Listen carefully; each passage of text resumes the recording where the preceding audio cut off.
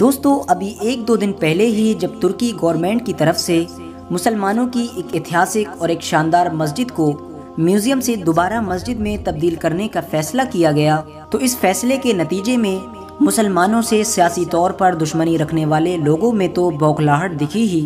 لیکن افسوس کی بات یہ تھی کہ ان لوگوں کے بہکاوے میں آ کر ہمارے کچھ مسلم بھائی بھی ترکی کے اس عظیم اور شاندار فیصلے کو لے کر ترکی پر ہی تنقید کر رہے تھے، اور ان لوگوں کا ایک مسلم ہونے کے باوجود بھی یہ ماننا تھا کہ ترکی کا یہ فیصلہ بنیادی طور پر غلط ہے، یعنی ترکی کو ایک میوزیم کو پھر سے مسجد میں تبدیل نہیں کرنا چاہیے تھا۔ دوستو آج سے تقریباً 100 سال پہلے اگر ہم چلے جائیں تو ارطغرل غازی کی قائم کی ہوئی خلافت عثمانیہ کو جب ختم کیا گیا تو مصطفیٰ کمال پاشا انگریزوں کی مدد سے سطح میں آیا تھا، یعنی ترکی کی باغ ڈور مصطفیٰ کمال پاشا کے ہاتھوں میں آ گئی تھی۔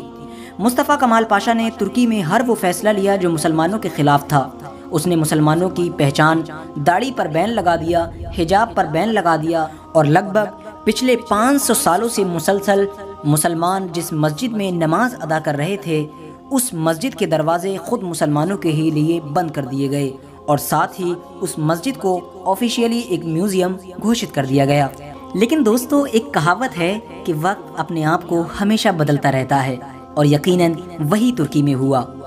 اب دور آیا ترکی میں رجب طیب اردوغان کا۔ عرصوں بعد جس وعدے کے چلتے رجب طیب اردوغان سطح میں آئے تھے، اب وہ لگاتار ان وعدوں کو پورا کر رہے ہیں، اور انہی وعدوں میں سے ایک وعدہ تھا اس عظیم اور ایتہاسک مسجد کو دوبارہ مسجد بنانا اور اس میں نمازیوں کو آنے کی اجازت دینا۔ لہٰذا جب ایک دو دن پہلے ہی اس مسجد کو دوبارہ مسجد آفیشیلی ڈکلیئر کر دیا گیا اور اس کے دروازے نمازیوں کے لیے کھول دیے گئے تو ساری یورپین کنٹریز میں اس کا وروධ ہونے لگا، اور ان لوگوں نے یہ کہنا شروع کیا کہ آخر رجب طیب اردوغان ایسا فیصلہ کیسے لے سکتے ہیں،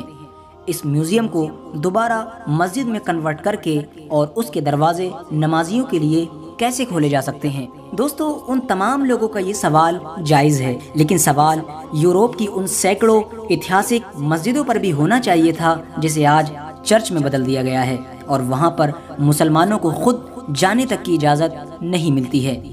دوستو میں بات کر رہا ہوں اس وقت کی کہ جب خلافت عثمانیہ کو ختم کیا گیا تھا۔ خلافت عثمانیہ کا جب خاتمہ ہوا تو اس کے بہترین حصوں پر رشیا، فرانس اور بہت ساری جو انگریزوں کی کنٹریز تھیں ان لوگوں نے قبضہ کر لیا تھا۔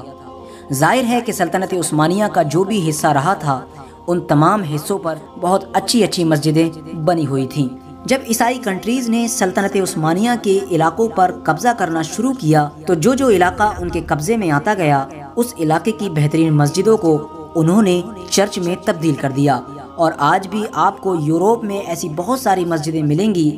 کہ جو آج ایک چرچ بنی ہوئی ہیں، اور ہمارے مسلمانوں کی نیو جنریشنز کو اس کی ذرہ برابر بھی خبر نہیں ہے، لیکن انہیں رجب طیب اردوغان کے اس فیصلے سے ضرور تکلیف ہے۔ دوستو ویڈیو میں آپ جس مسجد کو دیکھ رہے ہیں یہ قرطبہ مسجد ہے جو آج اسپین میں موجود ہے۔